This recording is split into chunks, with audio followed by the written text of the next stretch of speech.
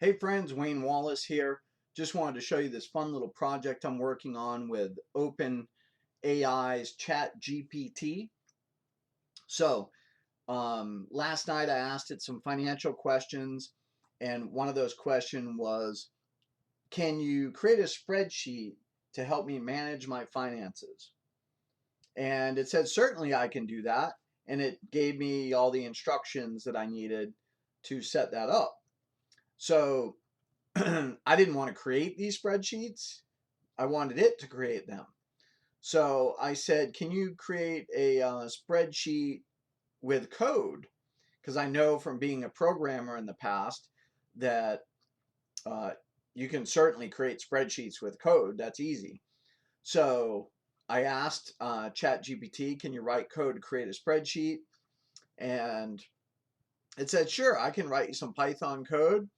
And here's some code to create a spreadsheet. And I wanted to pretend that I didn't know anything about Python and I had never coded before and I needed help with that. So I asked it, I said, how do I set up a Python environment in Windows 10? So it gave me all the instructions and I simply just used the information that it gave me. And then I created some more scripts and it basically created everything I needed. So let me show you some of that code. So here's one of the pieces of code. Let's start with this one here. So this one creates a workbook and it adds some column data to it. And then here's another one that creates another sheet. And then this one here fills that sheet with dummy data. And then here's one that does a update of the monthly overview. So sure, I could have probably written this code. It would have taken me a long time because I don't code in Python every day and I would have to look stuff up on the internet. And I probably wouldn't have done as good a job being that I don't program for a living anymore. And I just wanted to make it simple on myself. So let me show you the spreadsheets.